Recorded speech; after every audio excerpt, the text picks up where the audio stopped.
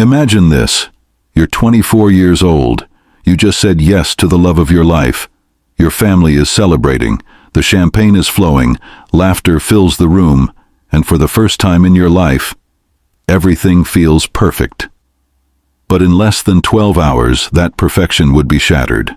In less than a week, a hospital test would change everything. And the person responsible? It wasn't a stranger. It wasn't someone from the streets. It was someone who had been at every birthday party, every Thanksgiving dinner, every family gathering since you were born. Someone you called Uncle Joe. Someone you trusted with your life. This is the story of Mia Richardson, a young woman whose engagement night became the beginning of a nightmare she never saw coming. A nightmare that would force her to choose between silence and survival, between family loyalty and justice. What happened to her on what should have been the happiest night of her life is something no one should ever have to endure. But what she did next, that takes a different kind of courage. Before we dive deeper, let us know in the comments where you're watching from. We'd love to hear from you. And if you're new here, click on the subscribe button so you never miss any of our upcoming videos. The man who destroyed Mia's life wasn't a monster hiding in the shadows.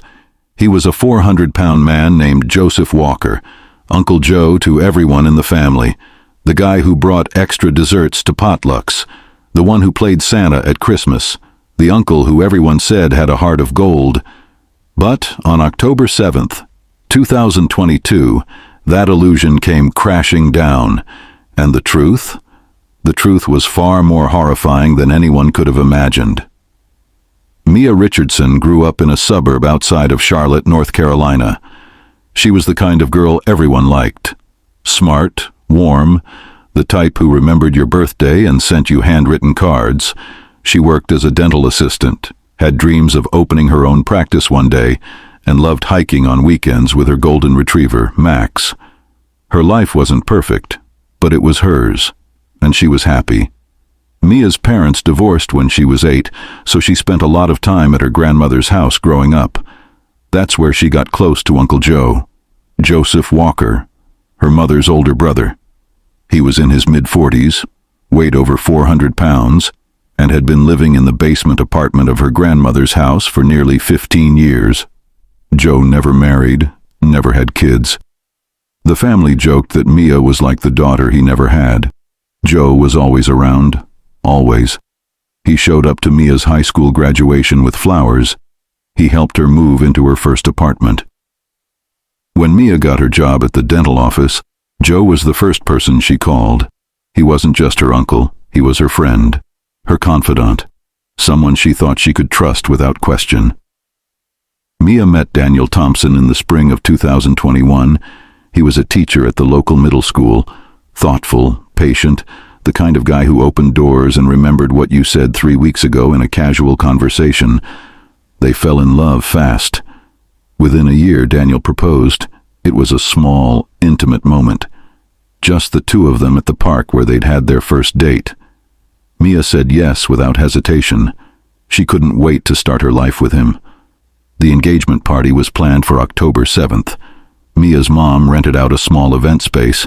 About 50 people showed up. Friends, co-workers, extended family, and of course, Uncle Joe. He arrived early with a chocolate cake he'd picked up from Mia's favorite bakery. He hugged her tight, told her how proud he was. Mia remembered smiling so hard her cheeks hurt. Everything felt right. Everything felt safe. The party was everything Mia had hoped for. There were toasts, music, dancing. Daniel's mom cried happy tears. Mia's best friend, Hannah, gave a speech that had everyone laughing and crying at the same time. And through it all, Uncle Joe sat at a corner table, watching, smiling, drinking soda after soda, always close, always there. As the night wound down, people started to leave. Mia was exhausted but happy. She hugged her mom goodnight, thanked everyone for coming. Daniel had to leave early because he had a work obligation the next morning. He kissed her on the forehead, told her he loved her, and left. Mia stayed behind to help clean up, and that's when Uncle Joe offered to drive her home. She didn't think twice about it. Why would she? This was Uncle Joe, the man who had been part of her life since she could remember, the man who had never given her a reason to be afraid. So she said yes. She grabbed her purse, waved goodbye to the last few stragglers, and got into his car. It was just after 11 p.m. The streets were quiet. The radio played soft jazz, and Mia, tired from the long night, leaned her head against the window and closed her eyes. She had no idea what was about to happen. No idea that the next few hours would change the course of her entire life. What happened next is difficult to talk about. Not because it's complicated, but because it's painful, because it's the kind of violation that doesn't just hurt the body. It destroys trust. It shatters the foundation of what you thought was safe. Mia doesn't remember all of it. That's what trauma does. It fragments memory. It protects you from the full weight of what happened by erasing pieces. But she remembers enough. She remembers Uncle Joe not driving toward her apartment. She remembers asking where they were going. She remembers his voice, calm and steady, telling her he just needed to stop by his place for a minute. She remembers feeling uneasy but pushing it down. This was Uncle Joe. He wouldn't hurt her. She remembers going inside the basement apartment. She remembers sitting on the couch. And then, the memories blur. There's a gap, a darkness, the kind of darkness that comes from something being slipped into a drink, from something being done without consent, without the ability to fight back. When Mia woke up, it was morning. She was still on the couch, fully dressed, but something felt wrong. Everything felt wrong. Her body ached. Her mind was foggy. Uncle Joe was in the kitchen making coffee, acting like nothing had happened. He smiled at her, asked if she slept well, told her she must have been exhausted and dozed off. Mia didn't know what to say. She felt nauseous, disoriented. She grabbed her things and left without saying much. She called an Uber from the sidewalk outside. On the ride home, Mia stared out the window. She tried to piece together the night, tried to remember, but the harder she tried, the more the memories slipped away. All she had was a sick feeling in her stomach, a feeling that something terrible had happened, something she couldn't name. She spent the rest of the day in bed. She didn't tell Daniel. She didn't tell anyone. She didn't even fully understand what had happened herself. How do you report something you can't remember? How do you accuse someone of something when your own mind won't confirm it? So she stayed silent.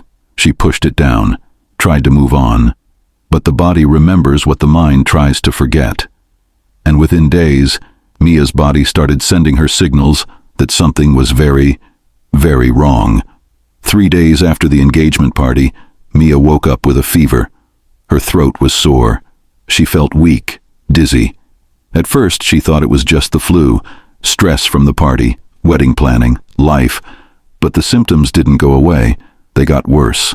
By the end of the week, she had a rash on her chest, night sweats, fatigue so heavy she could barely get out of bed. Daniel noticed. He begged her to go to the doctor. Mia resisted at first. She didn't want to make a big deal out of what she thought was just a virus. But when the fever hit 102 degrees, she finally agreed. She made an appointment at a walk-in clinic. She thought they'd give her antibiotics and send her home. She had no idea she was about to hear 3 letters that would change her life forever. The clinic was busy that Tuesday afternoon. Mia sat in the waiting room flipping through a magazine she wasn't reading. Her name was called. She followed a nurse into a small exam room. The doctor came in a few minutes later. A woman in her 50s with kind eyes and a calm voice. She asked Mia about her symptoms, took her temperature, looked at the rash, and then she paused. She asked Mia a question that made her stomach drop. "When was the last time you were sexually active?" Mia hesitated. She thought about Daniel. They hadn't been intimate in over a week because he'd been sick with a cold. And then, she thought about that night. The night she couldn't fully remember. The night with Uncle Joe. But she couldn't say that. She didn't even fully believe it herself. So she just said, "A couple of weeks ago." The doctor nodded. She didn't push, but she did suggest running a full panel of tests, just to be safe. Blood work, a screening for common infections. Mia agreed. She rolled up her sleeve, let them take the vials of blood, and went home. She thought that would be the end of it. A few days later, she'd get a call saying everything was fine, maybe a prescription for an antibiotic. Nothing serious, but life doesn't always go the way we think it will. 2 days later, Mia's phone rang. It was the clinic. The voice on the other end was professional but serious. They needed her to come in person, as soon as possible. Mia's heart started racing. She asked if everything was okay. The voice said they just needed to discuss her results. They couldn't do it over the phone. Mia hung up and stared at the wall. She knew, somewhere deep inside, she knew this wasn't going to be good news. She went to the clinic the next morning. Alone. Daniel was at work. She didn't want to worry him until she knew what was going on. The same doctor met her in the exam room. This time her face was different. More serious, more careful. She sat down across from Mia and took a breath. And then she said the words, "Mia, your test came back positive for HIV." The room went silent. Mia heard the words, but they didn't make sense. HIV. That was something that happened to other people. People who used needles. People who didn't know their partners. Not her. Not Mia Richardson, the dental assistant with the golden retriever and the fiancé who taught middle school. This couldn't be real. She asked the doctor to repeat it. The doctor did. Slower this time. More gently. "You've tested positive for the human immunodeficiency virus. We're going to need to run more tests to confirm, but based on your symptoms and the blood work, it's accurate." Mia's hands started shaking. Her vision blurred. She felt like the walls were closing in. She asked how. How could this happen? The doctor explained that HIV is transmitted through bodily fluids, blood, sexual contact. And given Mia's recent symptoms, it was likely a recent exposure. Acute HIV infection, meaning it happened within the last few weeks. The doctor's words echoed in Mia's head. Recent exposure, the last few weeks. And then it hit her, like a freight train. Uncle Joe. That night. The night she couldn't remember. The night she woke up feeling wrong. That's when it happened. That's when her life was stolen from her. Mia left the clinic in a daze. She sat in her car in the parking lot and cried. Not the kind of crying where you sob and gasp for air. The quiet kind. The kind where tears just roll down your face and you don't have the energy to wipe them away. She felt dirty, broken, like her body had betrayed her. But worse than that, she felt alone. Because how do you tell the people you love that you're HIV positive? How do you explain that you don't even know how it happened? That the person who did this to you is someone they trust?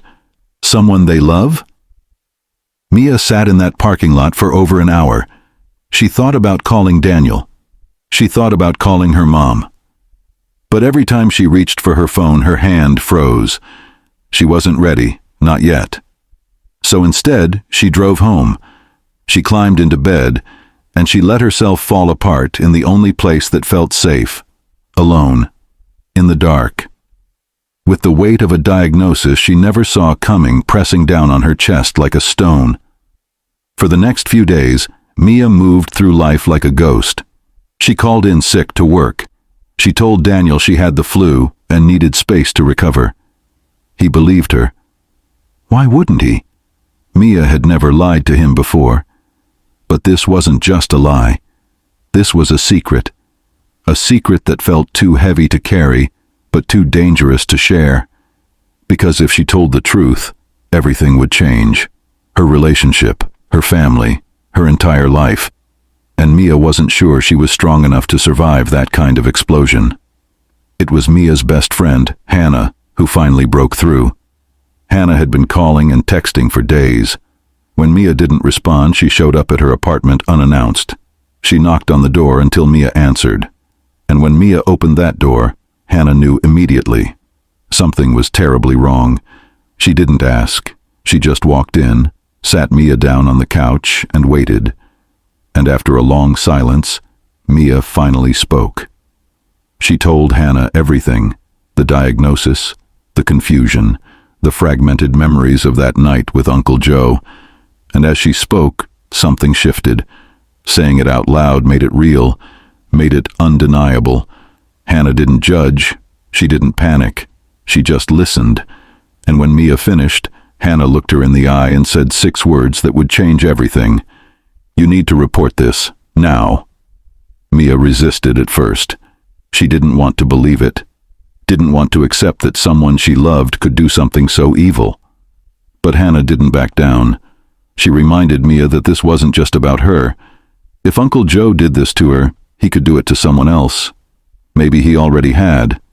Mia needed to protect herself, and she needed to protect others. That night, Hannah stayed over.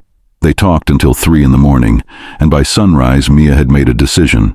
She was going to the police. Not because she wanted to, but because staying silent felt like letting him win. And Mia wasn't ready to give up her life without a fight. 2 days later, Mia walked into the Charlotte Police Department. Her hands were shaking, her voice was quiet, but she told them everything. She told them about the engagement party, about Uncle Joe offering to drive her home, about waking up the next morning with no memory of what happened, and about the HIV diagnosis that confirmed her worst fear. The detective assigned to her case was a woman named Officer Linda Hayes. She was in her early 50s, with graying hair and a no-nonsense attitude, but there was kindness in her eyes. She listened to Mia's story without interruption, took notes, asked careful questions, and when Mia finished, Officer Hayes leaned forward and said something Mia would never forget. "I believe you, and we're going to figure out what happened." For the first time since the diagnosis, Mia felt a flicker of hope. Someone believed her. Someone was on her side. The investigation started quietly. Officer Hayes explained that cases like this are difficult. There were no witnesses, no physical evidence from the night in question because too much time had passed. But there was the HIV diagnosis, and there was the timeline. If they could prove that Joseph Walker knew he was HIV positive and had been living with the virus, that would be a crucial piece of the puzzle. Officer Hayes requested Mia's medical records. She also requested a warrant to access Joseph Walker's medical history. It took 3 weeks. 3 weeks of waiting. 3 weeks of Mia jumping every time her phone rang. 3 weeks of pretending everything was fine while her world was falling apart. And then the call came. Officer Hayes had found something. Joseph Walker had tested positive for HIV 6 years earlier. He'd been receiving treatment at a clinic in Charlotte. He knew. He knew he was positive, and he never told anyone. Not his family, not his doctors about potential exposures. No one. When Officer Hayes told Mia this, she felt sick. 6 years. He'd been living with HIV for 6 years and said nothing. How many other people had he been around? How many other opportunities had there been? The betrayal was almost too much to bear, but it also gave Mia something she desperately needed. Proof that what happened to her wasn't an accident. It was intentional, it was criminal, and it could be prosecuted. Officer Hayes brought Joseph Walker in for questioning. She didn't arrest him. Not yet. She wanted to see if he would talk, if he would slip up. Joseph arrived at the station looking calm, almost too calm. He sat across from Officer Hayes in the interrogation room and smiled, like this was all some kind of misunderstanding. Officer Hayes started with easy questions. "Where were you on October 7th? Did you give Mia Richardson a ride home that night?" Joseph answered without hesitation. Yes, he gave her a ride. She was tired. He was being helpful, just doing what any good uncle would do. Officer Hayes nodded. She didn't show her hand yet. She asked him if he knew he was HIV positive. Joseph's smile faltered, just for a second. Then he recovered. He said yes, he knew. He'd been managing it for years. No big deal. Officer Hayes pressed. "Did you tell Mia? Did you tell anyone in your family?" Joseph shifted in his seat. He said it was private. Medical information. He didn't think it was anyone's business. Officer Hayes leaned forward. "Did you have sexual contact with Mia Richardson on the night of October 7th? Joseph's face changed. The calm mask slipped. He looked angry, defensive. He said no, absolutely not. That was ridiculous, disgusting. How could anyone think that? Officer Hayes didn't blink. She told him that Mia had tested positive for HIV, that the timeline matched, that she had fragmented memories of that night, and that the law in North Carolina is very clear about the intentional transmission of HIV. Joseph stood up. He said he wanted a lawyer. The interview was over, but the damage was done. His reaction told Officer Hayes everything she needed to know. He was guilty, and now it was just a matter of building the case to prove it. Over the next several weeks, the investigation deepened. Officer Hayes interviewed Mia's doctors. She pulled phone records. She even spoke to other family members carefully, without revealing the full scope of the investigation. And slowly, a picture began to form. Joseph Walker wasn't the harmless, gentle uncle everyone thought he was. He was a predator, and Mia wasn't going to let him get away with it. When word started to spread, the family exploded. Mia's mother was the first to find out. Mia sat her down one evening and told her everything: the diagnosis, the accusation, the investigation. Her mother's reaction was immediate: disbelief, anger. Not at Joseph, at Mia. "How could you accuse your uncle of something like this? He loves you.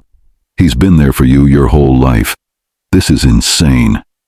Mia tried to explain, tried to show her the medical records, the timeline, the evidence, but her mother didn't want to hear it.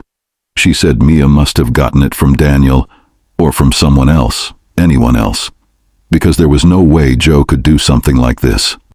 Mia's mother walked out of her apartment that night and didn't speak to her for 2 weeks. It was the most painful silence Mia had ever experienced. Losing her health was devastating. But losing her mother's support, that felt like losing everything.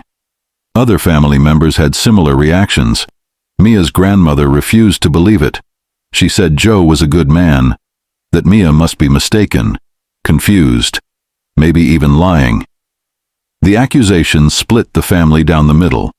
Half of them stood by Joseph. The other half stayed quiet, unsure of what to believe. Only a few, including Mia's cousin Rachel, reached out to offer support. Rachel had always been close to Mia. When she heard what happened, she didn't hesitate. She called Mia, told her she believed her, and promised to stand by her no matter what. "I know this is hard," Rachel said, "but you're doing the right thing. Don't let anyone make you feel like you're not." Those words kept Mia going on the days when everything felt impossible. The community reaction was just as brutal. In a small suburb like theirs, word traveled fast. People talked, they whispered, they speculated. Some people believed Mia, others didn't, and the ones who didn't weren't shy about saying so. Mia started getting anonymous messages on social media, cruel messages, messages calling her a liar, a homewrecker, someone trying to destroy a good man's reputation for attention. She stopped going to the grocery store because she couldn't handle the stares.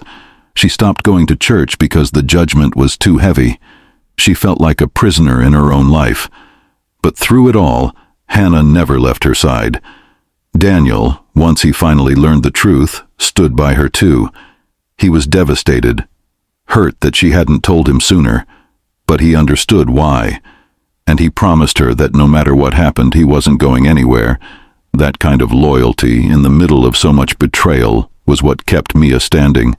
It reminded her that not everyone in the world was cruel, that there were still people who believed in truth, in justice, in doing what's right, even when it's hard. If you're still watching, type, "I'm still here" in the comments, because stories like Mia's need to be heard till the end. The truth is, cases like this don't just affect the victim. They affect entire communities. They force people to choose sides. They challenge what we think we know about the people we love. And that's uncomfortable. It's easier to deny, to defend, to to protect the person we've always known, rather than accept that they might be capable of something monstrous. But denial doesn't protect anyone. It just allows the harm to continue. And Mia knew that if she stayed silent, Joseph would keep hiding, keep hurting. And she couldn't let that happen. Not to her, not to anyone else. 3 months into the investigation, Officer Hayes got the breakthrough she needed. It came from an unexpected source. A nurse who had worked at the clinic where Joseph received his HIV treatment. The nurse reached out anonymously at first, through a tip line. She said she remembered Joseph Walker. She remembered him because of something he'd said during one of his appointments. He'd made a comment, almost casually, about not telling his family about his status, about how it was easier that way, how people didn't need to know. The nurse had flagged it in her notes at the time, but hadn't thought much of it, until she saw his name in the news connected to an investigation. Officer Hayes interviewed the nurse in person. She confirmed the conversation. She provided the medical notes. And she testified that Joseph had been explicitly counseled multiple times about the importance of disclosure, especially in situations involving intimate contact. He knew the risks, he knew the law, and he chose to ignore both. This was the evidence Officer Hayes needed. It established knowledge, it established intent, and it gave the prosecution a solid foundation to move forward. But there was more. During the investigation, Officer Hayes had quietly reached out to other women in Joseph's life. Not many. Joseph didn't have a wide social circle, but there were a few. A woman he'd dated briefly 5 years ago, a former co-worker. Officer Hayes asked careful questions. Did he ever make you uncomfortable? Did anything happen that felt wrong? One woman came forward. Her name was Brenda. She was in her early 30s, worked as a cashier at a grocery store. She'd known Joseph through a community group. They'd gone out a few times, nothing serious. But one night, after dinner, Joseph had invited her back to his place. She'd agreed. And what happened next sounded eerily familiar to Mia's story. Brenda didn't have all the details. Her memory was foggy, but she remembered feeling strange, feeling like something had happened that she hadn't consented to. She'd never reported it because she didn't have proof, didn't think anyone would believe her. But when Officer Hayes reached out, Brenda agreed to get tested. The results came back negative. She'd been lucky, but her testimony still mattered. It established a pattern. It showed that Joseph had done this before, or at least tried to. Armed with this new evidence, Officer Hayes presented the case to the district attorney. The DA reviewed everything, the medical records, the timelines, the testimonies, the pattern of behavior, and in early February 2023, the decision was made. Joseph Walker would be charged with intentional transmission of HIV, a felony under North Carolina law. He would also face charges of sexual assault. The day the charges were filed, Mia got the call from Officer Hayes. She was at home, sitting on her couch with Daniel. When her phone rang and she saw Officer Hayes' name on the screen, her heart started pounding. She answered. Officer Hayes didn't waste time. We're moving forward. He's being arrested today. Mia felt a rush of emotions all at once. Relief, fear, anger, sadness. Justice was finally within reach. But it also meant the battle was just beginning. Joseph Walker was arrested at his home. Officers showed up at the basement apartment in the middle of the afternoon. He answered the door in sweatpants and a t-shirt, looking confused. When they read him his rights and placed him in handcuffs, he didn't resist. He just looked shocked, like he couldn't believe this was actually happening. The arrest made local news. The headline read, "Local man charged with intentional HIV transmission and sexual assault." The story didn't name Mia. Victims of sexual assault have the right to privacy. But in a small community, people knew. They connected the dots, and suddenly the tide began to turn. People who had doubted Mia started to reconsider. People who had defended Joseph started to stay quiet. Because seeing someone you know in handcuffs, being led out of their home by police, changes things. It makes the accusations feel real. It forces you to ask uncomfortable questions. And for some people in that community, it was the wake-up call they needed. Joseph posted bail. His lawyer argued that he wasn't a flight risk, that he had ties to the community, that he deserved to await trial at home. The judge agreed, with conditions. Joseph was ordered to stay away from Mia. No contact, no third-party contact. He was also required to wear an ankle monitor. He was released 2 days after his arrest, and the legal battle officially began. The months that followed were brutal.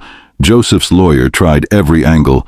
They argued that there was no proof of sexual contact, that Mia's memory was unreliable, that the HIV transmission could have come from somewhere else. They painted Mia as confused, vindictive, someone with a grudge. It was a common defense strategy in cases like this. Attack the victim's credibility, make the jury doubt. But Mia's legal team was ready. They had the medical records, they had the timeline, they had Brenda's testimony, they had the nurse's notes, and most importantly, they had Mia. A young woman who was willing to stand up in court and tell her story, no matter how painful, no matter how hard, because she knew that silence only protects the abuser, and she was done protecting Joseph Walker. The trial was set for September, 6 months away, 6 months of waiting, 6 months of reliving the trauma every time she met with her lawyer, every time she had to review the evidence, every time she thought about what lay ahead. But Mia didn't back down, not once, because this wasn't just about her anymore. This was about every person who'd ever been silenced, every person who'd ever been told they were lying, every person who'd been betrayed by someone they trusted. Mia was going to fight, and she was going to win. The trial began on a Tuesday morning in mid-September. The courthouse was packed.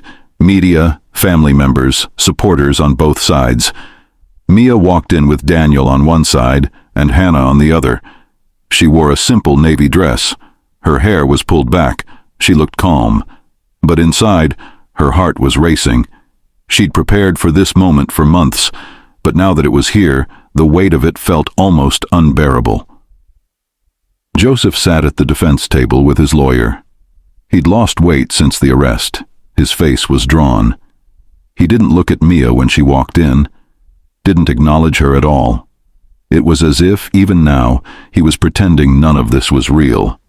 The prosecution's opening statement was clear and direct. They laid out the timeline, the medical evidence, the pattern of behavior. They painted a picture of a man who knew he was HIV positive, who knew the risks, and who chose to harm someone he claimed to love, someone who trusted him. The defense's opening statement was predictable. They claimed Mia was mistaken, that the evidence was circumstantial, that Joseph Walker was a good man being destroyed by false accusations. Over the next 2 weeks, witness after witness took the stand. Mia's doctors testified about her diagnosis.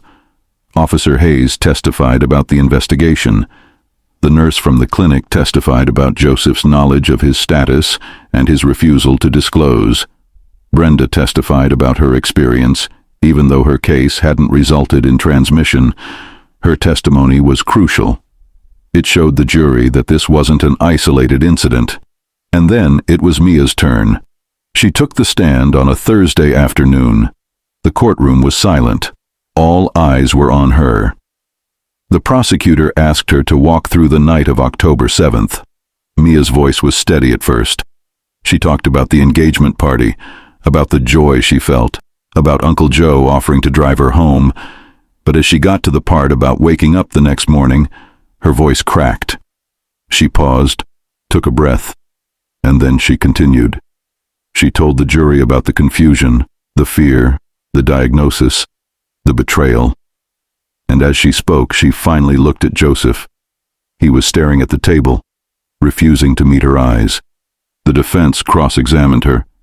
They tried to poke holes in her story, tried to suggest she'd been drinking too much, that her memory was unreliable, that she was making this up for attention or money or revenge.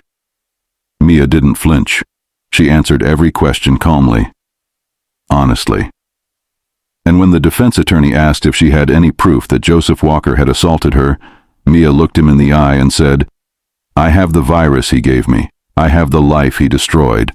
And I have the courage to stand here and tell the truth, even when people like you try to make me feel like I'm the one who did something wrong." The courtroom was silent. Even the defense attorney paused. Mia stepped down from the stand. She'd said what she needed to say, and now it was in the hands of the jury. Closing arguments came 2 days later. The prosecution reminded the jury of the evidence, the timeline, the medical records, the pattern. They asked the jury to hold Joseph Walker accountable for his actions, to believe Mia, to stand on the side of justice. The defense asked the jury to consider reasonable doubt, to remember that accusations aren't proof, to think carefully before they destroyed a man's life. The jury deliberated for 2 days, 2 long, agonizing days where Mia barely slept, barely ate. She kept replaying the trial in her mind, wondering if she'd said enough, done enough. On the 3rd day, the call came. The jury had reached a verdict. Mia, Daniel, and Hannah rushed to the courthouse. The courtroom filled quickly. The judge entered. The jury filed in. Mia held Daniel's hand so tight her knuckles turned white. The judge asked the jury foreman to read the verdict. On the charge of intentional transmission of HIV, we find the defendant, Joseph Walker, guilty. Mia exhaled. Tears streamed down her face. Not tears of joy, tears of relief, of validation, of knowing that she'd been heard, believed. The jury also found Joseph guilty on 1 count of sexual assault. The judge set a sentencing date for 6 weeks later. Joseph was taken into custody immediately. As the officers led him out of the courtroom, he finally looked at Mia, and for just a second, she saw something in his eyes. Not remorse, not guilt, just anger. Like even now, he believed he was the victim. 6 weeks later, Joseph Walker was sentenced to 20 years in prison. The judge cited the severity of the crime, the breach of trust, and the lifelong impact on the victim. 20 years. It wasn't enough to undo the harm. It wasn't enough to give Mia back what she'd lost. But it was justice. And for Mia, that was enough. As she left the courthouse that day, reporters surrounded her. She didn't say much, just a few words. "I hope my story helps someone else find the courage to speak up. That's all I wanted, for people to know they're not alone." And with that, she walked away.